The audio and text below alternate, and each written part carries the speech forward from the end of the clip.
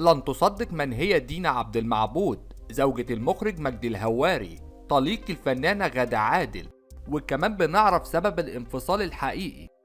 تفاصيل مهمة وتعرض لأول مرة، كملوا معانا الفيديو للنهاية.